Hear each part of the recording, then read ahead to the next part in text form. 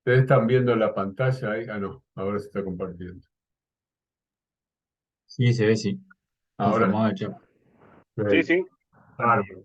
Acá fue donde quedamos la vez pasada. Vamos a continuar con ya está grabando con este PowerPoint que está bien interesante en cuanto a que maneja toda la parte de conformado de piezas, pero con una orientación aeronáutica, ¿verdad? Es decir, no conformado de piezas en general, sino específicamente orientadas a piezas de conformación para los aviones, ¿no? Para la aeronáutica. Entonces, los ejemplos que da están muy útiles, ¿no?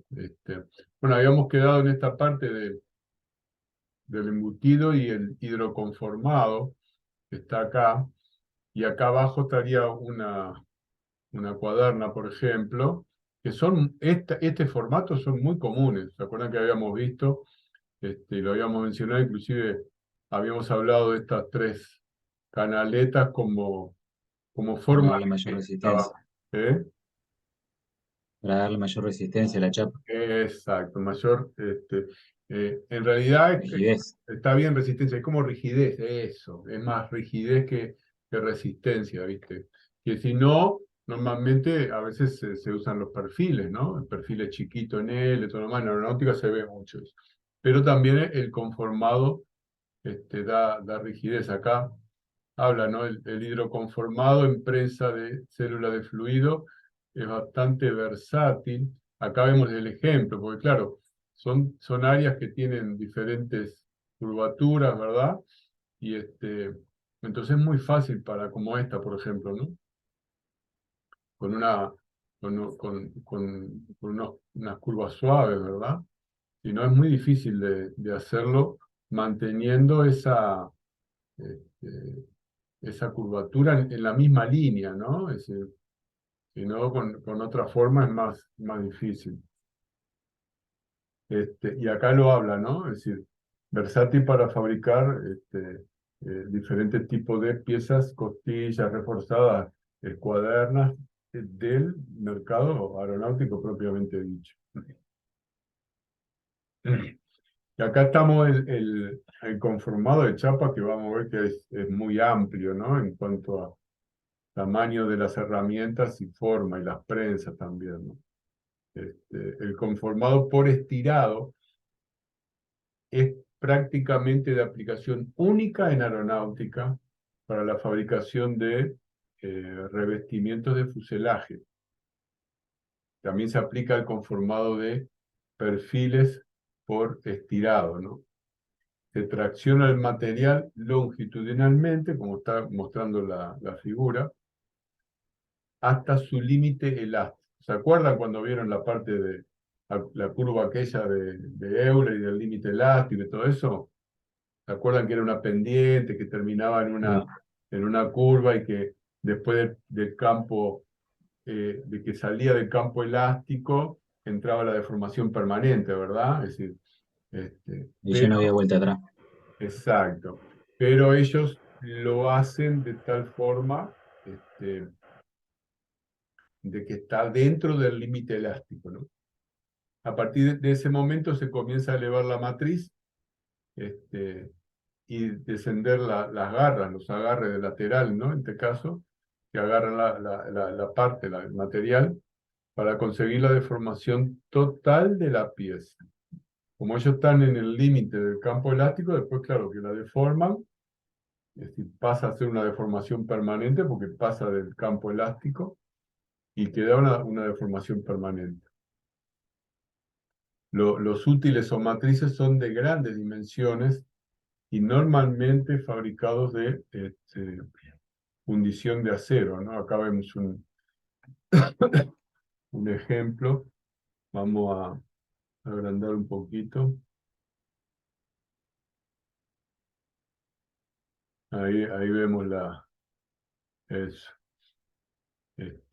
los agarres, los grips, ¿verdad? La hoja de metal, este, como que la tabla de prensa, y acá arriba, ven como que esto sería como el eje de sujeción de la tabla. Esto es una sola pieza. el eje de sujeción y la tabla. ¿Qué es lo que pasa? Arriba es la parte de la pieza que le da formato. Entonces, esto se adecua a la pieza que van a hacer, pero lo que es el sostén de la pieza, ven que son iguales, ¿no? Es el mismo. Entonces se mantiene el sostén, pero se cambia la pieza que da formato para ese tipo de pieza. Cuando viene otra serie de curvas diferentes, cambian el formato, dejan el mismo soporte, y entonces abaratan bastante los costos. Y acá abajo están la, eh, la fuerza de tracción que está dado por estas pesas, ¿no? Por estos que tienen acá los laterales. Así que los laterales traccionan, como está acá, hacia abajo, es decir, lo mantienen, mejor dicho, lo mantienen, ¿no? La que empuja es esta que va hacia arriba, con la forma adecuada, esto los mantiene en el lugar, hacen una tracción hacia abajo para que no se eleven, y esto es lo que al presionar hacia arriba, ya con una curva predeterminada, le da forma a la chapa o a lo que sea, ¿verdad? Eso sería este, el conformado eh, por estiramiento, como dice acá, ¿no? El conformado por estirado estáticamente de aplicación única en aeronáutica, bueno, todo eso que vimos, también se aplica al conformado de perfiles por estirado. Se tracciona el material longitudinalmente hasta su límite elástico, bueno, todo lo que vimos. Los útiles materiales son de grande dimensión. Acá miren las dimensiones de lo que es esto, ¿no? Lo que son, acá entramos a ver la realidad, ¿no? Lo que son los grips y lo que es esto sería, eh, este sería el soporte, vamos a hacer el paralelismo de la figura para que así ustedes entienden. Este es ¿se acuerda el soporte que vimos acá? Bueno, la foto Sí. es semejante cosa, ¿no? Y arriba de esto, de la tabla está, esto sería la curva, ¿verdad? La que va a dar formato. Acá estarían los grips, miren, acá arriba van personas, ¿no? Imagínense el tamaño de esto. Y acá los grips que apretan, y entonces esto, es decir, en este caso puede ser que estos vengan es decir, bajen, ¿verdad? Bajen y traccionen sobre este. En vez de subir, estos traccionan hacia abajo. ¿Entienden cómo está acá? Ven que el grip está acá y estos colaterales, que son los que están acá, bajan, ¿cierto? Bajan y entonces el, el, el medio haría como una tracción hacia arriba y estos en realidad están traccionando hacia abajo con una fuerza impresionante, ¿no? De, de tracción, como está acá, ¿ven?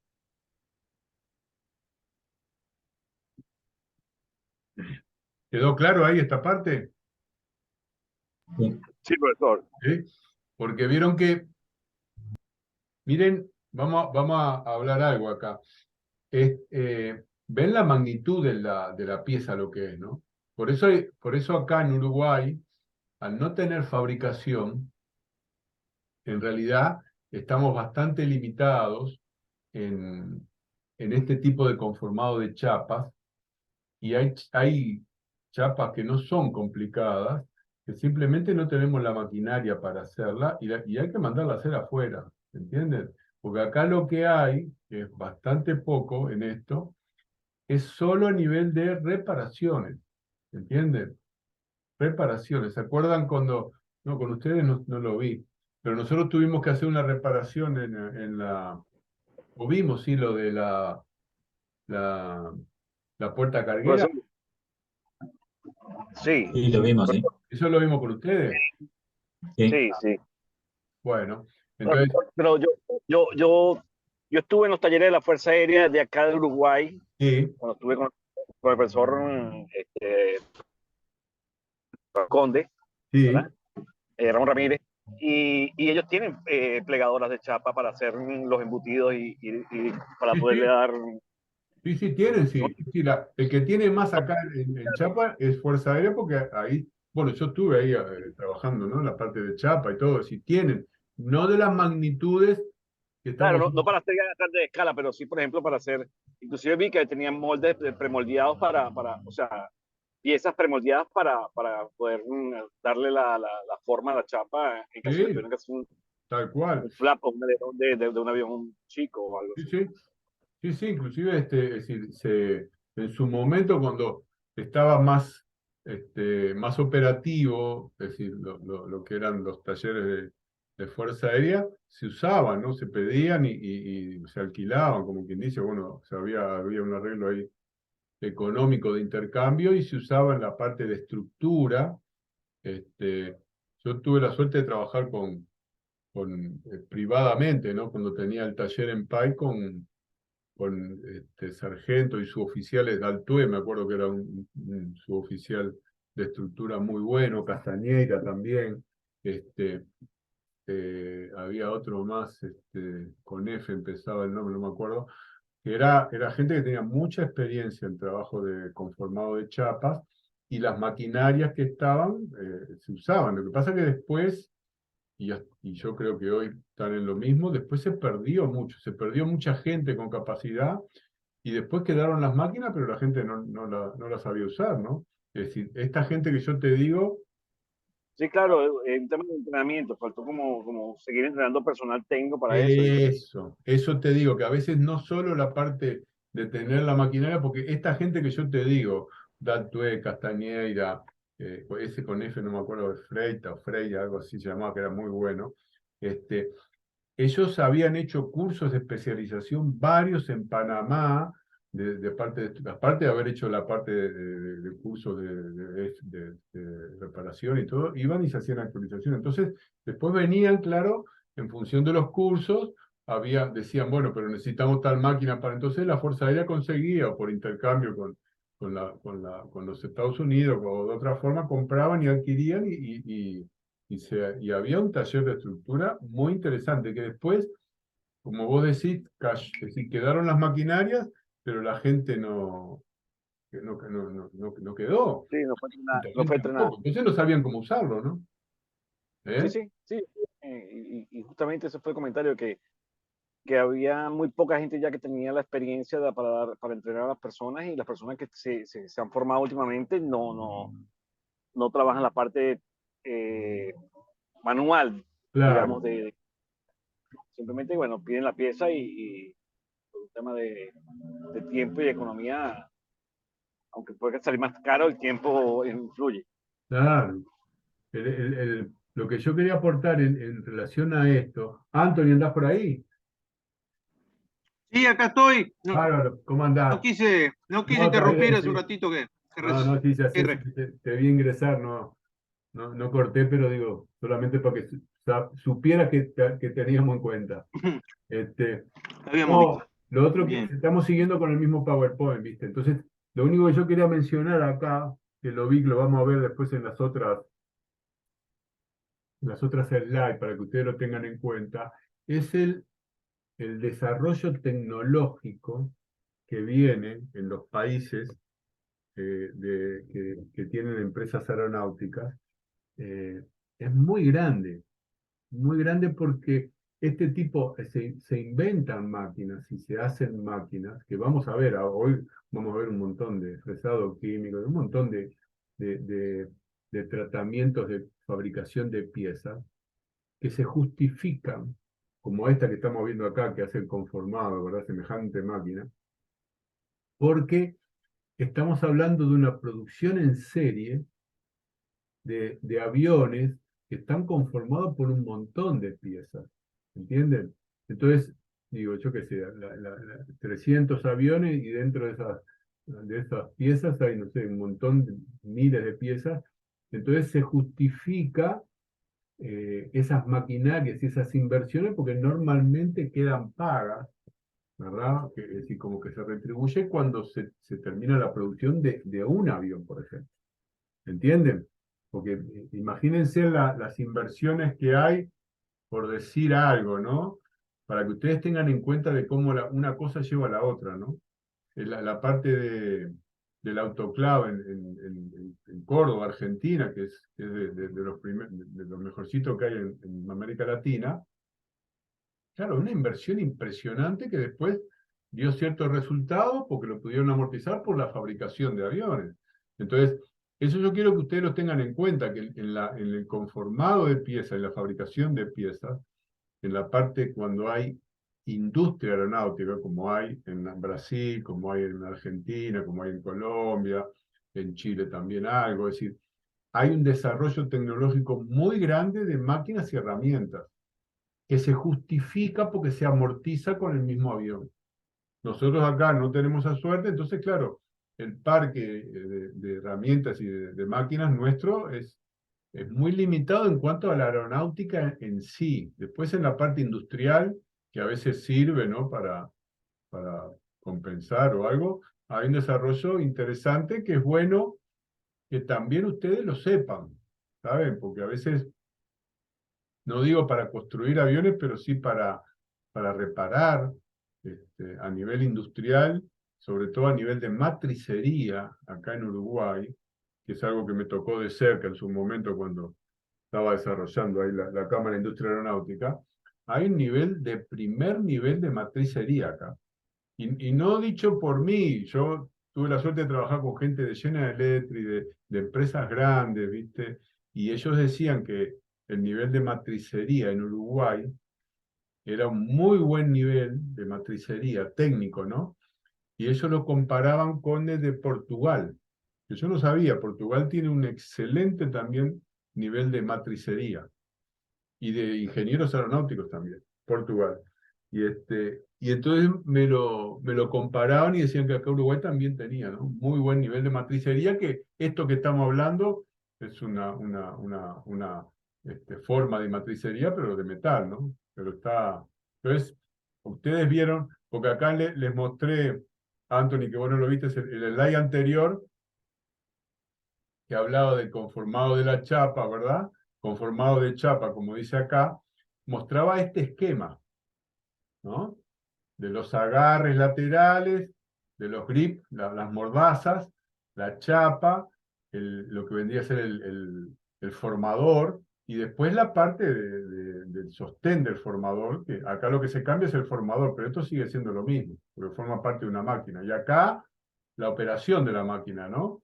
Es decir, en realidad no, ahora cuando vimos la foto que estos son los que bajan con semejante maquinaria, y queda, y entonces la chapa, llegando a su límite elástico, queda deformada acá, que es esto que estamos viendo acá. Entonces ese esquema representa esto que vemos acá, donde esto que estoy marcando son las mordazas, ¿verdad?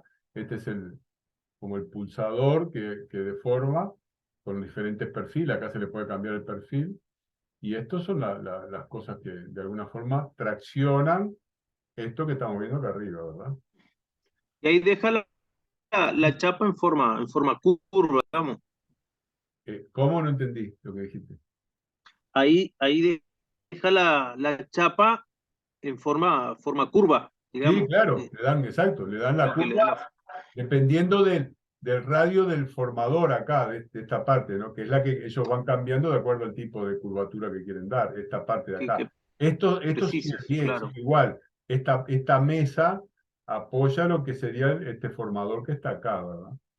Es una de los ejemplos, para que entiendan este formato que vimos acá, ¿no? Esto que está acá representado esquemáticamente es el formador, ¿verdad? De la curva, de acuerdo a la que, como cabe, la curva es esta, pero si queremos cambiar estos radios de curvatura y ponemos otro formador acá y hacemos la mecánica, sigue funcionando igual, ¿verdad? La pieza sigue Claro. funcionando igual. Entonces eso era lo que se mostraba en esta foto. Miren acá, interesante porque no deja de ser lo mismo, ¿no? Es decir, el principio de funcionamiento es el mismo, pero acá ya estamos hablando de una chapa de fuselaje, posiblemente. Miren acá los diferentes formadores, en este caso, ellos este queda fijo y estos son los que van aplicando presión debido a que, que aparte normalmente es por alimentación de computadora, como acá ven que tienen la máquina tiene el alimentador, ¿verdad? Como toda la parte mecanizado CAD/CAM y eso. Entonces acá ellos van dando el formato sobre esta chapa, el principio es el mismo, es una deformación, la llevan hasta el campo, lo llevan traccionándolo, lo van traccionando hasta que lo dejan muy cerca del campo, del límite del campo elástico, muy cerca del campo elástico. Ahí, cuando recordamos la curva esa que mencionamos, cerquita de ahí, apenas se pasa eso, la chapa queda deformada ya, con una deformación permanente, que es ahí donde trabaja esto. Y como decía al principio, que lo voy a repetir porque está importante, acá creo que lo decía, este, que esto acá, el conformado por estirado, que es lo que estamos viendo, es prácticamente aplicación única en aeronáutica para la fabricación de revestimientos de fuselaje, que es por estirado, porque se trabaja con chapas relativamente grandes, porque los aviones son muy grandes, ¿no? Entonces se trabajan con chapas grandes, con espesores chicos, entonces todo eso hace que esta operación, que es una operación que trabaja del campo elástico al plástico, se puede aplicar perfectamente simplemente porque todas esas características se juntan. Eso es un poco lo que yo les decía que son desarrollos tecnológicos que vienen de la mano cuando uno, es decir, apuesta a una industria aeronáutica, ¿no? Porque es muy específico. La aeronáutica digo, bueno, como otras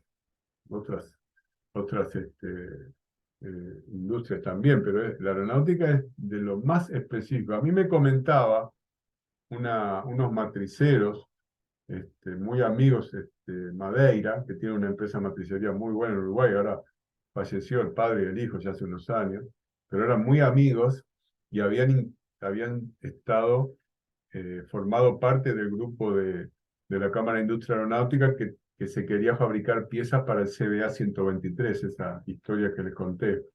Y ellos eran, es decir, muy, muy buenos, ¿no? Y tenían el otro hijo se dedicaba a la parte plástica, ¿no? De materiales plásticos también.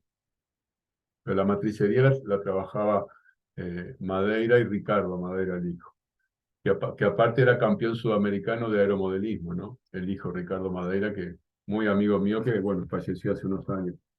Entonces, ellos tenían un nivel excelente técnicamente. Él, Ricardo Madeira, terminó los últimos años asesorando empresas en toda América del Sur, para que vean el nivel que había acá de matricería. Él iba a China, viajaba todo. Le cuento esto porque estamos hablando de construcción de piezas aeronáuticas, ¿no? Y a veces uno no sabe lo que hay en el mercado. Esa matricería, por suerte, yo los había integrado y ellos estaban en el mercado aeronáutico, ¿no? Como servidores por ahí. Entonces, él iba a China todos los años a ver diferentes aplicaciones de matricería y después traía esa tecnología y la repartía en diferentes países de América Latina, capacitando a la gente para esa matricería. A lo que iba yo, que ellos iban normalmente todos los años a ferias de industria metalúrgica, ¿no? En Europa.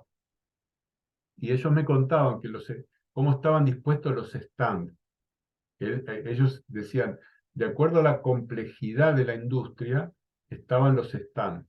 Entonces estaban los stands de la tornería, fresa, toda la parte industrial. Lo penúltimo, estaba la matricería, por su complejidad, y después de la matricería, la aeronáutica. Ellos se reían porque, claro, acá en Uruguay ellos estaban en esas dos áreas, ¿no? Pero me decían, es muy interesante en las ferias cómo se ordenan los stands de acuerdo a la complejidad de lo que se hace, ¿no? Y entonces acá la matricería realmente es muy buena, ¿no? Así que bueno, eso como un comentario aparte para que ustedes lo tengan ahí como Sí, presente. Sí, hoy hablaste de la matricería también. Cuando decían los otros que en Uruguay hay una buena matricería, ¿a qué se referían? Al nivel a personal, nivel al nivel técnico, humano, ¿no? a nivel humano, Nivel técnico. al nivel humano, sí. Nivel humano y de capacidad técnica, porque es decir, me tocó muy de cerca esto con ellos, porque eran muy buenos y bueno, tenía mucha amistad. Inclusive trabajé con ellos, asesorándolos en la parte técnica y demás. Entonces ellos me contaban toda y ellos decían, dice, nosotros cuando vamos a Sudamérica, a diferentes lugares y todo, es decir, el nivel técnico de lo que nosotros hacemos está superior a países de acá, América Latina, y está a un nivel de Europa, ¿no? En cuanto a la calidad, porque la matricería es muy compleja, aunque no parezca que no, es muy compleja porque uno tiene que diseñar el macho y la hembra para conformar algo que sería la pieza, ¿no? Entonces, tiene, ¿cómo le puedo decir? Tiene como una ingeniería inversa, ¿entienden? Porque Sí, sí, por claro. ejemplo, ellos hacían muchos, la tapita para las botellas, ¿viste? De plástico, todas esas cosas que uno dice, pa, una pelotudez, no es tal, ¿verdad? Porque una cosa es diseñar la rosca y el tapón, ¿no? Uno diseña la rosca y el tapón. En realidad ellos lo que hacían eran eso, pero después tenían que diseñar el macho, que era la parte exterior. Este es un buen ejemplo lo que le estoy poniendo. El macho era la parte exterior del tapón, entonces tienen que hacer el macho de tal forma que conformara el plástico como ellos querían el tapón. Y después la hembra, que sería la parte interna, la tenían que diseñar totalmente diferente al macho. ¿Por qué? Porque era la parte interna de la pieza. Y muchas veces se da que en el caso del tapón es un ejemplo muy básico, pero muy bueno. En el tapón tiene rosca por dentro, y la mitad tiene rosca y la otra mitad no tiene. Y todo eso lo hace una hembra por dentro y el macho por fuera. ¿Entienden? Fabrican, después que lo hacen eso, es una ingeniería muy interesante, porque ellos fabrican el molde, ¿verdad? Es decir, le dicen, bueno, quiero una tapita como esta. Y al matricero le dicen, quiero 3000 de esta. ¿Entienden? Es parecido como en la aeronáutica a lo mismo que estamos hablando ahora. Que es esto que estamos haciendo acá, que estamos viendo, es como una matricería. Es una forma de matricería, esta fabricación. Entonces le dicen, yo quiero este tapón, quiero 3000 de estos tapones. Entonces ahí el matricero, ¿qué hace? Agarra el tapón, que lo tiene ahí, y él tiene que diseñar el macho, de acuerdo a la superficie del tapón, las dimensiones y todo lo demás, la hembra, pero después, como entran temperaturas ahí y tipo de material, tienen que saber de todo, porque una cosa es hacer matricería para plástico, ellos me decían, otra cosa es hacer matricería metálica, otra cosa, cada material que ellos traen para la matricería, y actúan fuerzas que ustedes no se imaginan, son muy grandes y temperaturas muy grandes que tienen que ver con el tipo de material que van a matricear. ¿De acuerdo? Entonces, ¿van entendiendo un poco eso?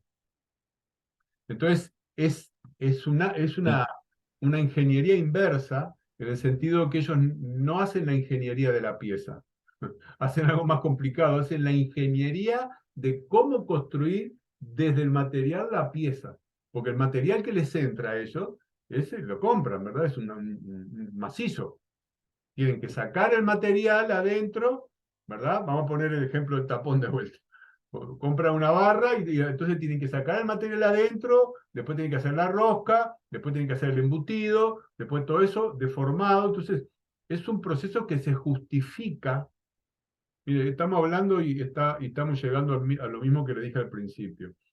Se justifica solo por la cantidad de piezas a fabricar.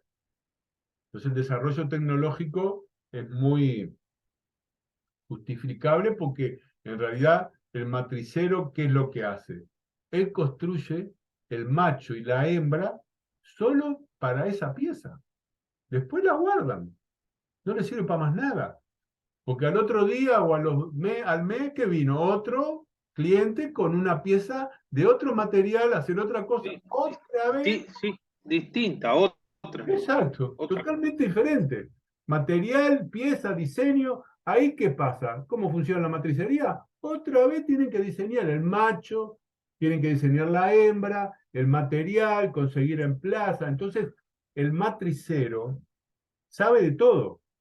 Sabe de tratamientos térmicos, sabe de metalúrgica, de material, pero lo sabe porque lo ve, porque él trabaja con eso, le da presión, y entonces ya hay diferentes tipos de matricería. Entonces ya le digo, para mí es lo más cercano a la industria aeronáutica en cuanto al trabajo metalúrgico, ¿no? Porque si les cuento esto, porque bueno, me tocó esa experiencia con ellos, que fueron muy amigos, y bueno, y aprendí mucho de ellos, ¿no? Y esto que estamos viendo es eso mismo, una matricería a nivel ya aeronáutica, que se justifica, miren esta máquina lo que es, impresionante. ¿Cómo se justifica una máquina de esa? Porque va a ser solo esto. Claro, después las construye de tal forma que la máquina se pueda adaptar para hacer otras curvaturas y todo lo demás. Pero es una inversión impresionante. ¿Entienden? Se justifica solo para la industria aeronáutica, donde van a fabricar 300, 400, 1000 aparatos bien pagos. Entonces ahí la matricería toma una fuerza impresionante. ¿Quedó más o menos claro ahí la importancia de esto? Y en Sí, sí. Uruguay es algo bueno, es decir, hay muy buena, es decir, en general hay muy buenos torneros, fresadores, y la matricería, ¿cómo se diría? El sumum de eso, ¿no? Es decir, por la característica de los uruguayos, el uruguayo le da maña para todo, ¿no? Es una verdad eso. Lo viví yo, lo viví con técnicos que llevaba, les conté eso, que yo llevaba técnicos aeronáuticos a reparar aviones por ahí que me pedían, me contrataban. ¿Esa parte les conté? ¿O no? No, yo no me acuerdo, no. ¿No? Se la voy a contar porque eso habla de lo que hay acá en Uruguay que la gente no valora. Tenemos tan buenos técnicos, el problema es que acá no hay mercado, pero los técnicos sobran, son buenos. El técnico es decir, el que mete mano, ¿no? Ese.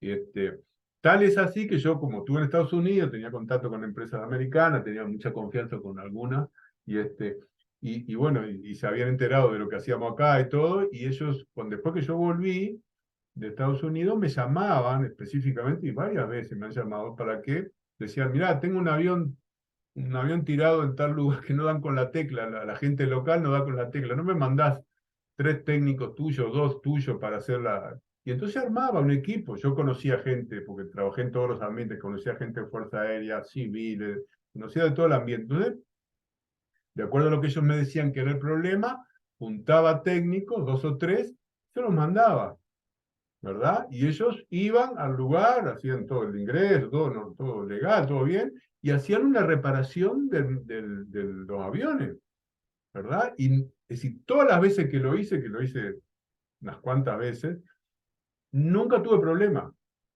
Es decir, los técnicos que fueron de Uruguay se daban maña para resolver, a veces había un mes que estaban trabajando y no habían dado con la tecla, el técnico en una semana, 10 días lo sumo, le dejaba los aviones andando.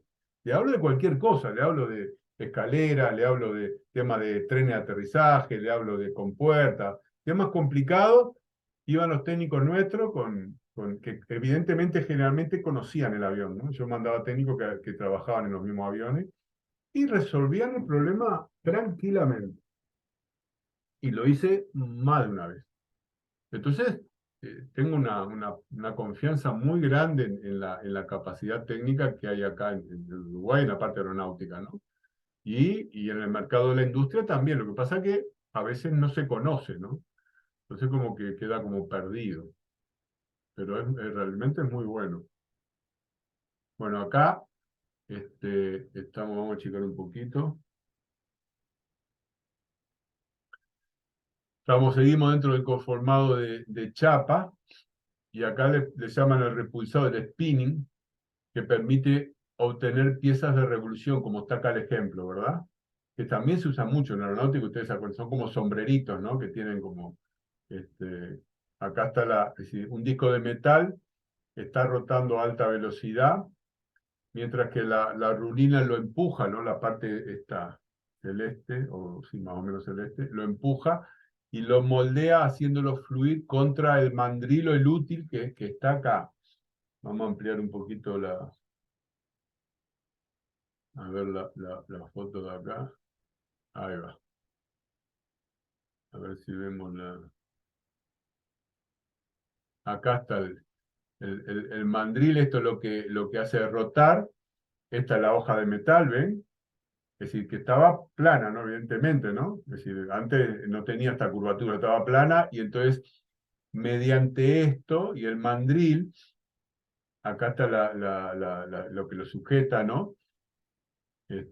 Lo van haciendo girar y va deformándose, va creciendo en este sentido, ¿verdad? Y acá está la herramienta que es la que lo va formando, ¿no? A medida que él va deformando. Todo esto es muy interesante porque el repulsado todo esto se hace en el campo plástico, ¿no? Es decir, viene en el límite del elástico y el plástico, el material se va conformando y después como pasó al campo plástico, quedó en ese en ese estado de deformación, ¿no? Vamos a En checarlo. ese formato, sí. ¿Y cómo? Eso todo es electrónico, ¿no? ¿O cómo calculan el límite de formato? Claro, ahora vamos, viste es el esquema. Ahora vamos a ver la foto abajo, te vas a dar cuenta que es igual que la otra, es todo, es decir, electrónico para no pasarse, ¿no? De eso. Vamos a verlo ahí. Ahora que vamos a checar un poquito. Ahí va. No me queda muy grande esto.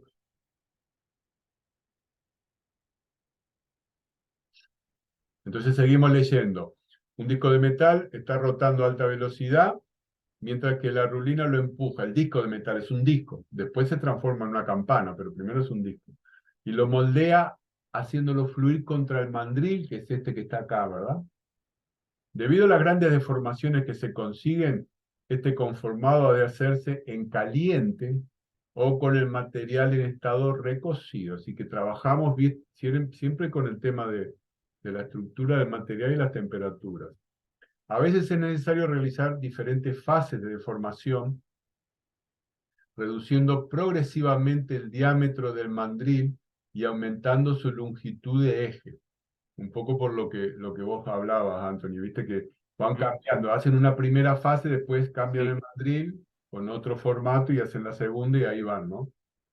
Los revestimientos tipo ojiva de depósito de combustible están entre las piezas típicas que se obtienen con esta tecnología en los depósitos de combustible. Y acá abajo, vamos a pasarlo para acá y agrandarlo.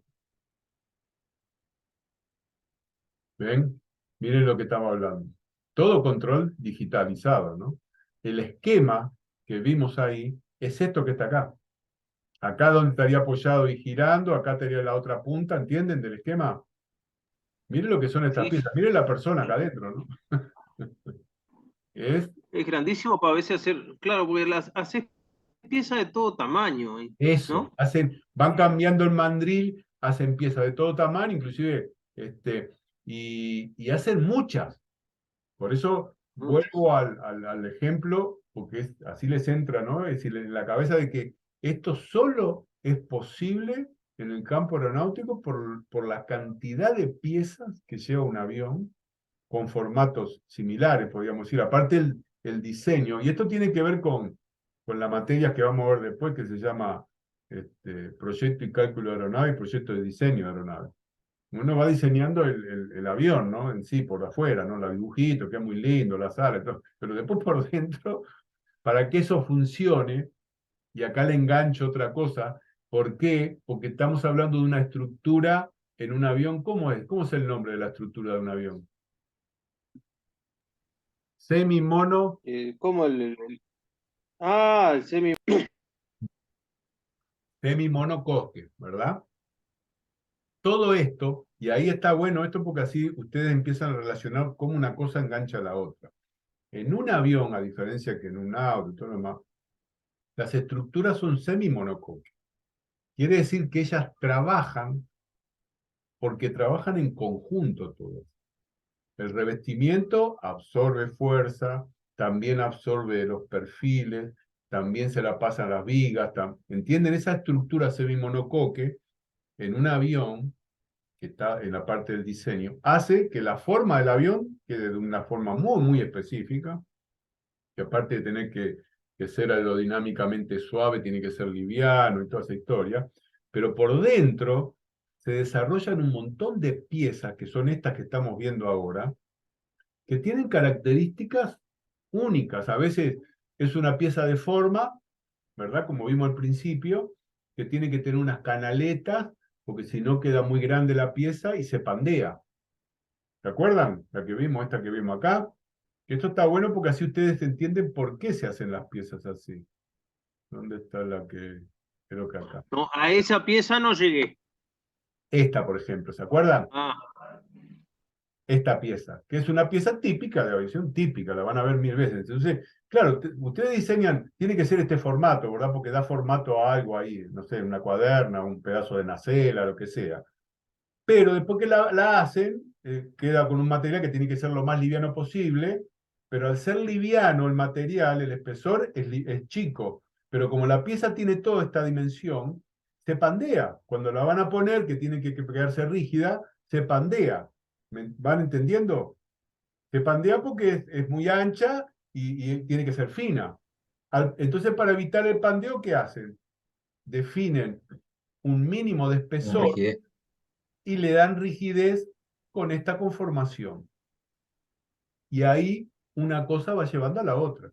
Entonces, ustedes ven la pieza, mañana cuando la vean, después de esta materia, van a darse cuenta de por qué cada pieza tiene qué. ¿Entienden? En aeronáutica. Porque todas las piezas trabajan, porque la estructura es semimonocoque, y por todas pasan fuerzas. Es la única forma que puede ser liviano. Entonces ahí es donde salen estas formas específicas, o, miren acá, ¿se acuerdan? Acá está el otro ejemplo, le estoy mostrando de lo que estamos viendo en el otro lado, ¿verdad? El disco ese conformado. ¿Vieron? Acá con embutido. Bueno. sí. Eso se da específicamente porque es el campo aeronáutico. Entonces esta, estamos hablando del repulsado miren el tremenda máquina que hay acá, para hacer esto que está acá, de diferentes tamaños, y hay varias piezas, y como son por avión varias piezas, bueno, se justifica la inversión, y el control de esto es digital, ni que hablar, por el espesor, por la calidad que tiene que tener en cada uno de los... Como esto se va formando así por diferentes mandriles, tienen que saber hasta cuándo, y si tiran más de la cuenta, ¿qué pasa? Y el material va a quedar débil ahí, se va a terminar rompiendo. Claro, la calidad y la exactitud que debe tener los libros. Exacto. La calidad y la exactitud de cada movimiento, si se quiere. Entonces, acá lo está diciendo, ¿no? Que si debido a las grandes deformaciones que se consiguen, está conformado, ha de hacerse en caliente y con el material en estado recocido. Todavía encima de eso. Cuando trabajamos con material en caliente o estado recocido, tenemos que tener muy buen control de los volúmenes y de los límites del material para no pasarnos, porque el material va a ceder, ¿entiendes? Y tiene que ceder lo único. Es súper interesante esto, porque realmente da un comportamiento de material ahí súper interesante, ¿no? Y acá vemos otra opción, que es el hidroconformado, ¿no? Acá se ve para tubos. Mírenlo, acá ven los ejemplos, que ustedes están cansados de ver este tipo de tubos, ¿no? En aeronáutica. Y esto se aplica, es mucha cantidad, porque esto se aplica, yo qué sé, en las puertas, en diferentes usos del avión, ¿verdad? Pero claro, para fabricarlo no es tan fácil, ¿no? El tubo inicial, entonces acá está mostrando, mira, el tubo inicial, acá muestra el doblado. ¿Esto saben lo que es? La técnica esta, ¿ustedes la han visto en algún momento? ¿Ven que tiene colores? ¿Acá? Por calentamiento, ¿no es? Eso, exactamente. Estos colores, está muy interesante eso. Se hace mucho tiempo en aeronáutica, se aplica mucho eso de trabajar por colores que, es decir, en realidad es por vibración que dan las zonas del material, en este caso el tubo o chapas, donde está pasando más fuerza. Hay un calentamiento porque hay un rozamiento. Miren qué interesante que es a nivel metalúrgico, ¿no? Es el rozamiento, y entonces los diferentes tipos de tonos de colores tienen que ver con las zonas más comprometidas o menos comprometidas. ¿Entienden? Se usa mucho en las salas, ¿no? Para trabajar en las salas se trabaja mucho en los bancos, en los túneles y todo, se trabaja mucho con la parte de análisis de colores, ¿no? Entonces acá está el tubo inicial, acá está el doblado, ¿verdad? Y acá ven las zonas de crítica donde se produjo la fuerza más grande del material que compone el tubo, ¿verdad? El primer hidroformado, acá ven cómo lo trabajan, lo bajan. Acá un recocido, ya para poder, ya con el tubo en esta proporción, ¿no? Con este formato. Hay un recocido, segundo hidroformado, como está acá, ¿verdad? Primero, segundo. Y ahí después el conformado y el corte. Y al final, acá miren cómo queda el tubo final. Con todo, acá el agujerito, porque acá va la traba, con lo que entra acá, miren cómo es achatado, acá queda redondo. Parece acá lo ven aparte, ¿no? Ven acá la prensa y donde está metido para hacer el hidro formado. Claro, el agua trabaja por presión, ¿no? Entonces, cuando el material está recocido, tiene más chance de dar forma de acuerdo a la prensa que tenga por arriba, como está acá.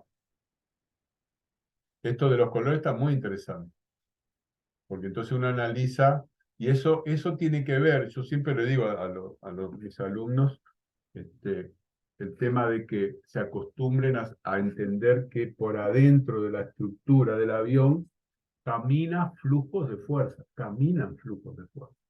viajan por el material, andan de un lado para otro, ¿no? ¿Entienden? Y si ustedes aprenden a ver eso, van a entender mucho más la mecánica de cómo funciona un avión con una reparación, con lo que sea. Entonces, ¿por qué digo esto? Porque entonces cuando van a diseñar un perfil o van a reparar un perfil, una viga, ya están trabajando con las zonas más rígidas. Todas las fuerzas van a pasar por ahí, ¿entienden?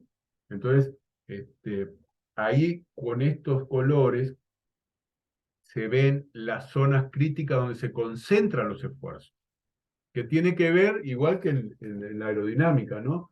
Tiene que ver cuando las líneas de corriente del material se juntan todas como acá en esta, ¿no? Se junta todo el material ahí en la esquina para hacer un doblez. Bueno, pero acá hay una concentración de fuerza en esta zona y acá también, ¿entienden? Entonces los colores ayudan mucho a ver una realidad que de otra forma no la vemos, porque no vemos la fuerza caminando, pero está caminando por adentro de los materiales, ¿no?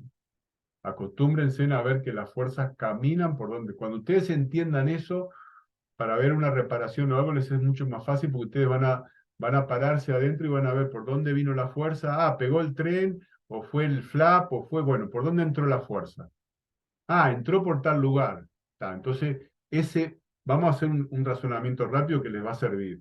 Ah, entró por el flap derecho. Vamos al flap derecho, porque pegó ahí, yo qué sé, un pájaro o bajó, lo que sea. Entonces, y deformó adentro. Bueno, pero del flap al ala, ¿cómo pasó? Del flap al ala, ¿cómo puede pasar? A ver, respóndanme ustedes. Por las conexiones. Dale, Cristian. ¿Por No, qué?